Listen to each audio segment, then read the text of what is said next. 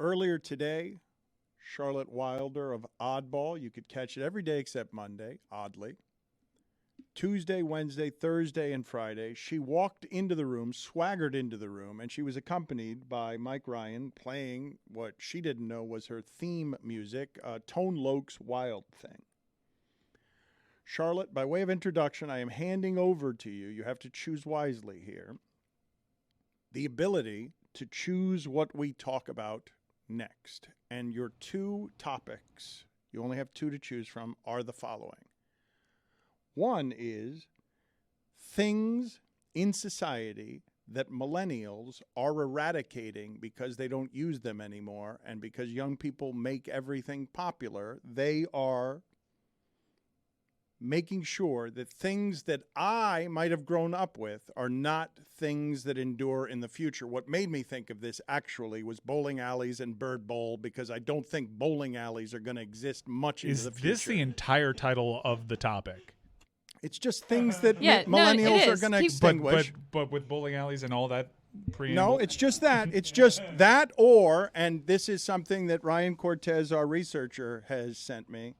He just titled it, and the reason I did that long, if you would have let me do the setup the way that I would do the show, is Good NFL. Good NFL. He sent me an assortment of good NFL facts that he believes our audience would enjoy hearing. So your choices are things that millennials are going to make either endangered or extinct, or good NFL. All right, Dan. First of all, thank you so much for giving me two choices. When you said I could choose what we talk about, I was seized with paralysis and terrified that I would have to come up with something just on the spot. Secondly, I think Gen Z is now eradicating things, but if it were millennials, I would be the wrong person to ask, because I think I'm actually like a 65-year-old dad in terms of how I live my life. I don't know much, but like weird stuff about, like World War II. So I would like to talk about good NFL. Okay, would you like to talk about World War II? I had that phase recently.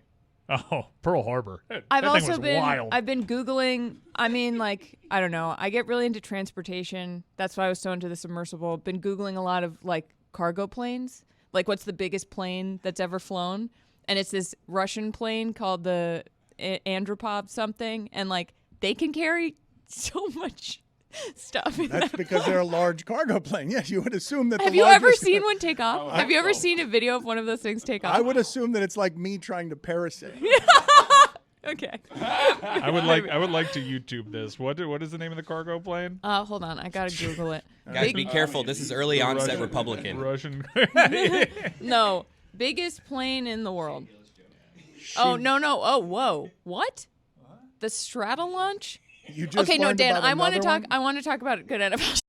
No, we'll stay here. Okay. I did this to my. Remember when I just said I didn't want to have to think of something off the top of my head? Yeah. Here we are. Oh boy. So, here, the 10 biggest planes in the world from BBC Science Focus. So you know it's true. I'm going to agree to the cookies. The Stratolaunch has a wingspan of 117 meters and is the biggest plane ever flown.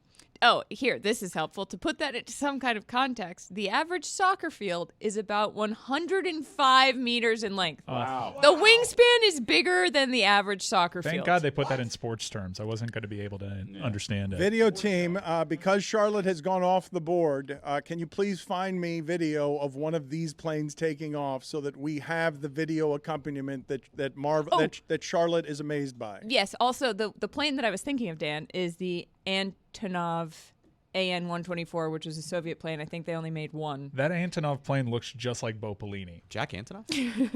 Yeah, the Jack Antonoff plane plays a lot of They saxophone. made one because what? It was too heavy to be efficient as a flying thing? It's currently the heaviest cargo plane in operation, Dan.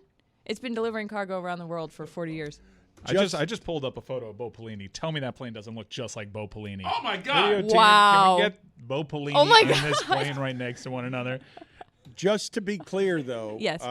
When I asked you which two topics you wanted, you went World War II. And furthermore, the big takeaway was, Dan, are you aware that the largest cargo plane that's ever been built carried a lot of cargo? Well, I just wanted to be sure. What if you didn't know that? I'm It so would be glad. It would be such a bummer if Dan didn't know. I'm so glad that Charlotte picked the topic. Yeah. Can we talk about the NFL? Nope, I'm going to the other topic. Oh, okay. Well, I can't after that. After what she just did, I have to take away the power from her because I'd given it to her. She had not earned Okay. it. And then the way that she used it was incorrect. Okay, then Dan, can we talk about stuff that millennials have killed? No, I'm going to do wait. I have a Wow. See what I tried to do there? See what I tried to do? Wait a minute. All right. So here's some good NFL. According to Ryan Cortes, this is from Shieldcopedia of The Ringer.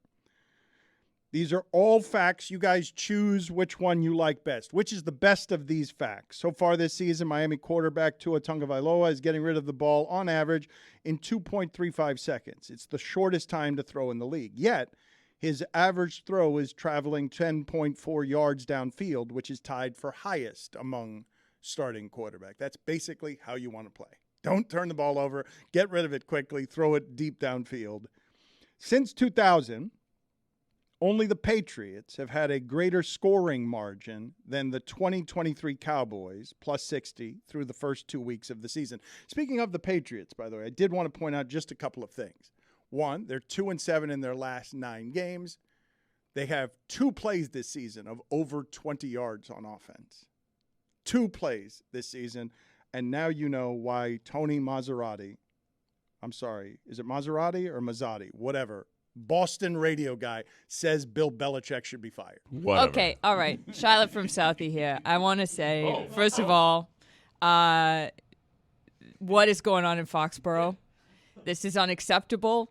I agree, Bill. Now I'm from New York. I just want to say What just happened? it was so fun What to be a just happened? Patriots Wait a fan. minute, Wait a minute. I was trying to do a callback. Okay, I understand, but the most confident free place that anyone on this show has, short of singing on air, is doing an impersonation. You got into the impersonation. I wanted it, and then you started immediately leaking confidence. Okay. Well, that's because I immediately started turning into George Costanza. Do you want to try again? Do you want to do Charlotte from Southie, whatever your analysis is of the Patriots or the point you wanted to make? At the risk of offending everyone who's ever had a Boston accent, sure. Yeah, please do that. Charlotte from Southie here.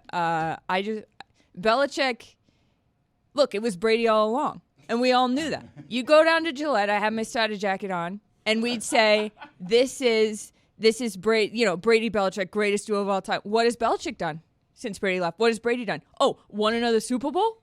Okay. I think it's pretty clear what's going on here, Dan. It is pretty clear. It's wicked bad. It is bad. The Steelers have now gone 37 straight games under offensive coordinator Matt Canada without gaining at least 400 yards. The league's other 31 teams during that span have done that 277 times. In 7 regular season starts with Brock Purdy, going back to last year, the 49ers have scored 30 or more 6 times. The Bears are 0-2 and have been outscored by 28 total points in those losses. That can lead us to a Justin Fields conversation because 2 games in, he's already stepped in it. And the Bucs are 2-0. Baker Mayfield is completing 69.1% of his passes and Nice. has been sacked only once, only one time. It is a different game you get to play when people do not hit you. But when you phrase it like that, clearly the difference is Baker Mayfield's behind a good offensive line. Keep in mind, this was a bad offensive line last year that dealt with a lot of injuries. But if you watch Tampa this year and you watch Baker specifically, he is moving the pocket so much, which is where he had his most success in Cleveland. Get him to roll out, and now that he doesn't have the shoulder injury or the chest injury or all the other injuries that followed that, he's able to put something behind these throws. But a lot of that isn't the protection. A lot of that's Baker Mayfield's very underrated escapability. God, I am so happy he's good again. 2 more quarterback stats for you. From the start of the 2022 season through week 2 of 2023, 34 quarterbacks have had at least 250 dropbacks. Among that sample, the worst in expected points added per pass play, EPA, the worst, Deshaun Watson. Deshaun Watson ranks 34th in everyone taking snaps since 2022, the way they do the metrics on are you playing well. One more quarterback stat. He does look like Yeah, the can we plane, put that Right? on the plane does look like Pelini. It looks like a cartoon Pelini. If we put hair on that plane, That's like, you know, in Cars, like how that's the planes version of college football. That face, but you would agree, Mike, that what I see on the front of that plane is the cartoon animation of Bo Pelini if he had a giant face and were smiling Yeah, as a cartoon. the eyes are the windows, and the shadow below it is the Yes. mouth. It's excellent. they both have the same smirk. Put that back up for a second. Are Bo Pelini's eyes on a different plane, speaking of planes? Because both of his eyes don't seem to be the same Yeah, he's got the place. Ryan Gosling, two different sides of a face. Ryan Gosling is handsome on each side of his face, but they're two completely different people. I'd say as a whole, he's pretty good looking. Yeah. I mean, if you want to nitpick. Of the 630 qualifying quarterback performances since the start of the 2022 season, Jalen Hurts' showing last week against the Vikings ranked 614th in success rate. It was the worst start of Hurts' career by that metric. Which is the best of the good stuff that Ryan Cortes sent me? Well, anytime I hear Matt Canada, it's like, shouldn't he be?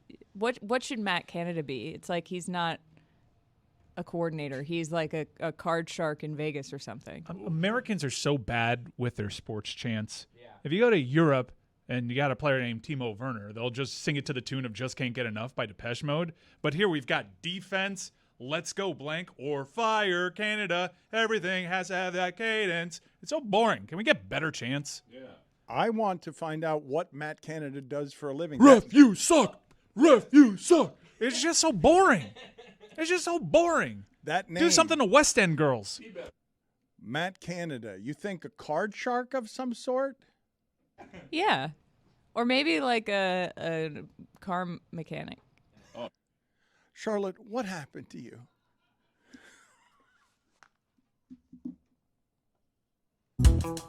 Yes, video team behind me on the giant screen. I would like the cargo plane that Charlotte referenced before to have Oh, wow. That's glorious, man. Bo Pelini's hair. It on has hair Hell now. yeah. So thank you for doing that. Keep that back there throughout the entirety of the segment. We will get to Thursday Thunder in a second.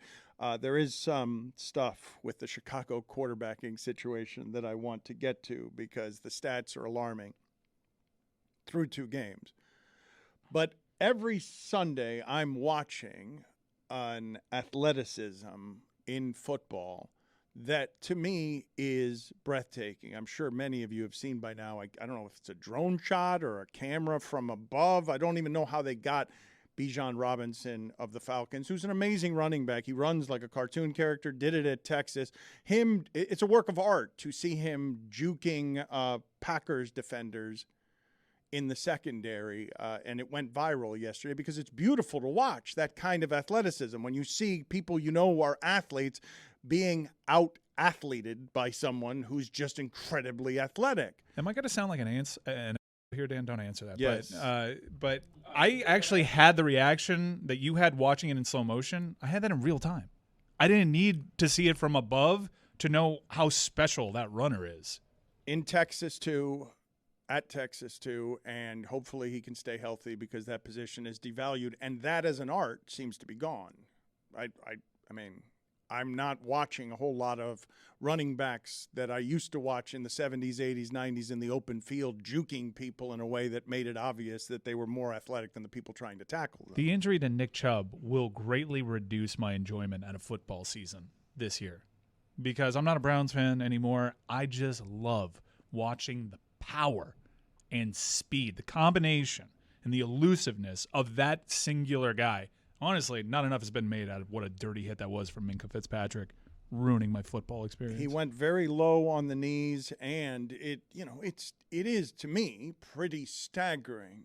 I don't know if the audience experiences this, but to see someone who had the body of Ezekiel Elliott in college get so ravaged by running that way, it seems obvious, but to age in a way that the athleticism gets gone because of how it feels to have that many giant, strong people attack the football that way and reduce the position to rubble economically because people cannot survive being hit that way for a sustained period. And look where Nick Chubb got injured, where he got hit on.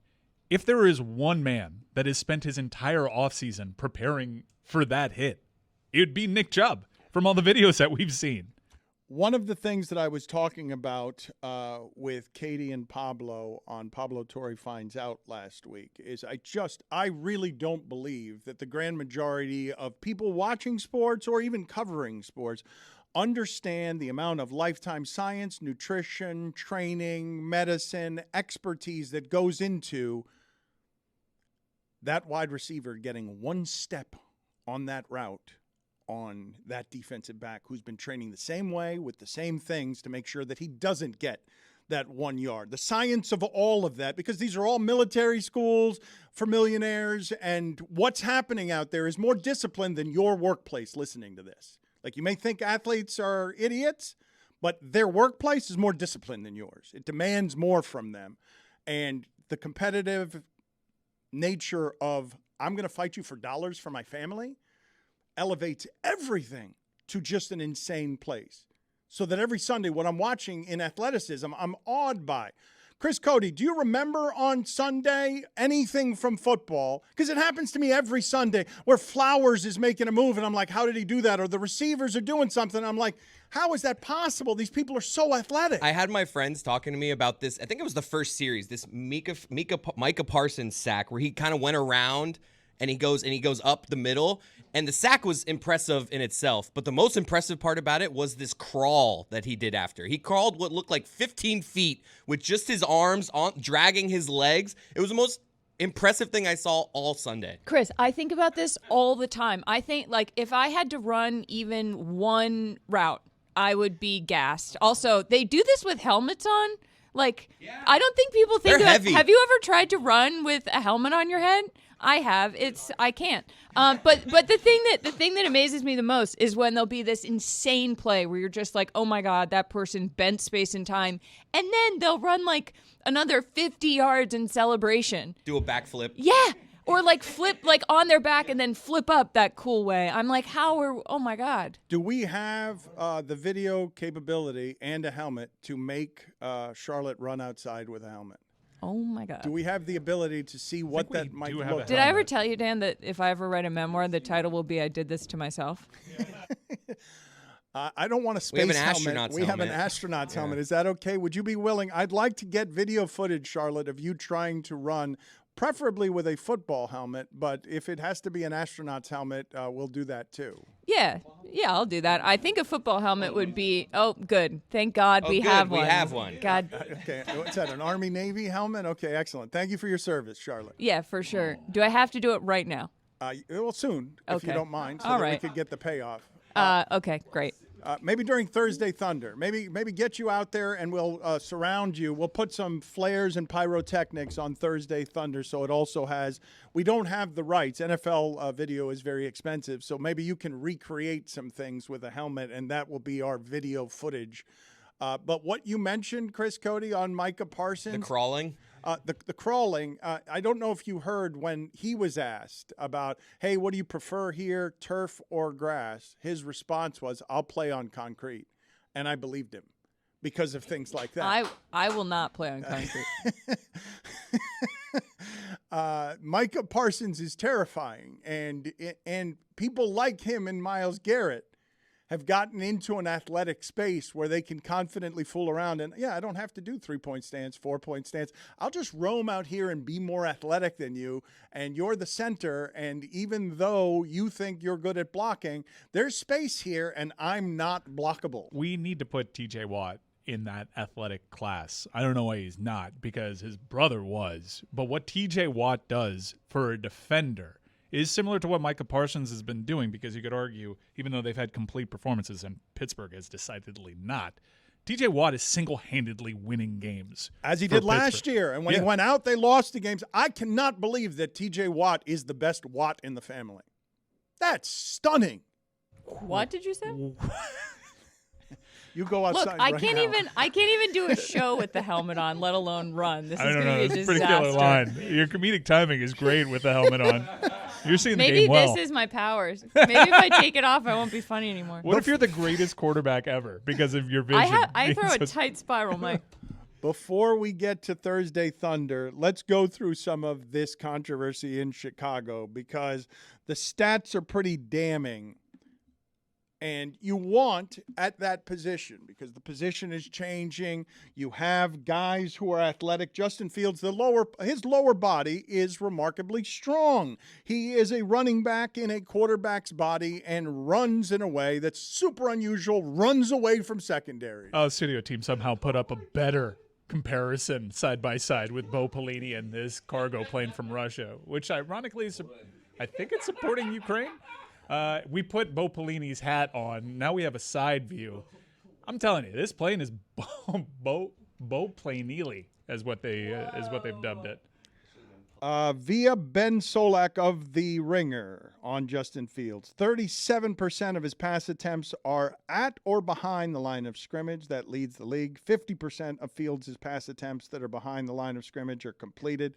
That's the worst in the league. It's also a very frustrating brand of football to watch if the comp is what Tua is doing. Get it out in 2.5 seconds, throw it 10 yards downfield. It is when you have a bad offense, a constipated offense, a quarterback who's not quite ready, who doesn't have confidence. What happens? Check down, bubble screen. An offensive coordinator that doesn't have confidence in the quarterback or the offensive line. That's what all that looks like. And when it looks like that, you start 0-2 and you get into the verbal controversy that happens around microphones. When you say thinking less, what do you think was causing you to think so much, maybe think too much? Could be, coaching, I think.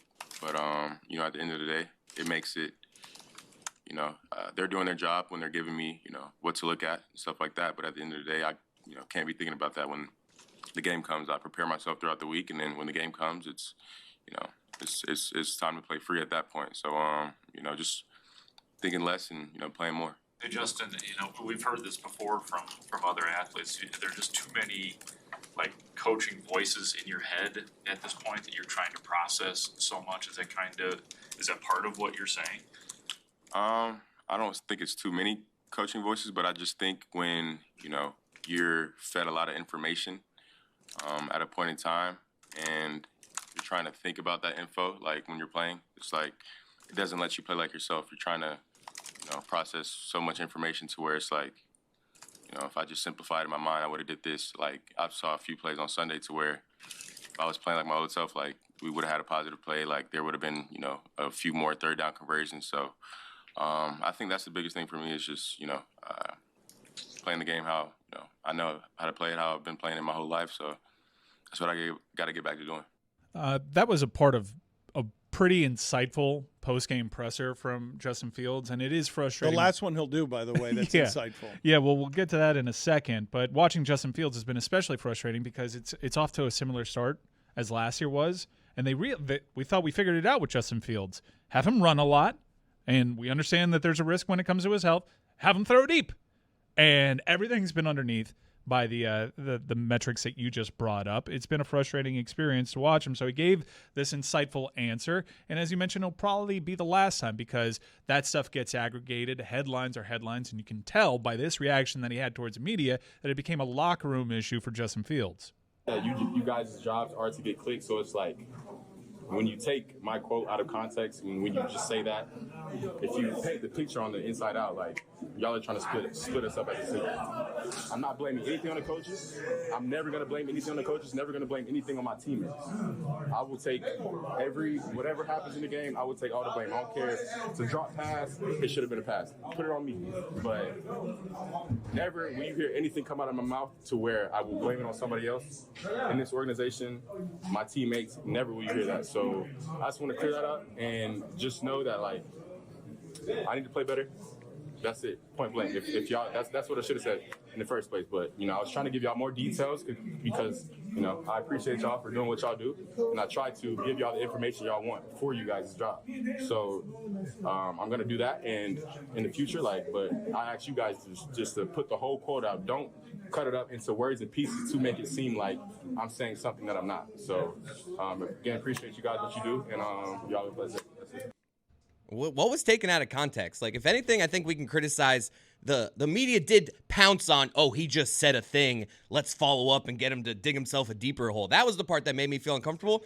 But the quote is the quote. I don't see what was taken out of context. I did. I feel like I saw a bunch of headlines that were like, Justin Fields says he's overcoached. Justin Fields blames coaching. Justin Fields says, wait till you see what he does on his own. Like, I saw a bunch of weird stuff where I was like, what was this press? And then I watched it and I was like, I don't know that that's what he's saying. But before I saw that, I was like, man, why would you even say that? Just go out there and play. Like, don't set yourself up for that. And then you watch it, it's like, he literally said, no, I don't think it's too many coaches. Why would you be honest, young man? Yeah. Just because all he's saying, think about what's happening back there. Just the pressure of what we're talking about. You've already heard it's gotten to Brandon Staley. Young man has had success all of his life. And now on the other side of the ball is someone who looks and behaves like Micah Parsons. And he's getting there very fast. People like him are all over the field. And also, it's the hardest position in sports. And also, your coaches are giving you a lot of information. And you're saying, I need to play free. I need to not be thinking. This all has to be second nature to me. I just have to be better than the guy who's opposite me without thinking. It has to be muscle memory. That's where real confidence is. And yet, he's honest that way. He tells us, takes us inside the helmet for a second, and we are piranha. What he's really saying there, it's really simple. What he's saying is, guys, this is a lot. Yeah. This is not That's easy. That's correct. That is what he's saying. That is, but then the headline would be quarterbacking too much for Fields. I do have some bad news for him though about when he was like, can you guys just please take everything? I'm like, that's so sweet and sad and depressing. Yes. Like, oh, poor guy. Please be. I have some news for you. But he does need to get out of the pocket, okay? He's sitting there for 6 seconds. Just, you got to have a clock in your head. Please be gentle with me, media, is not a request that is going to be adhered to. It is sweet, though. You're right. Charlotte, that is the right reaction. You're surrounded by a scrum of piranha, and you're saying, be gentle with those teeth. I know. I'm like, and he's not. He's like, all I ask of you is, can you just please not take stuff out of context? I'm like, I have some bad news for you, Justin. Sorry, kid.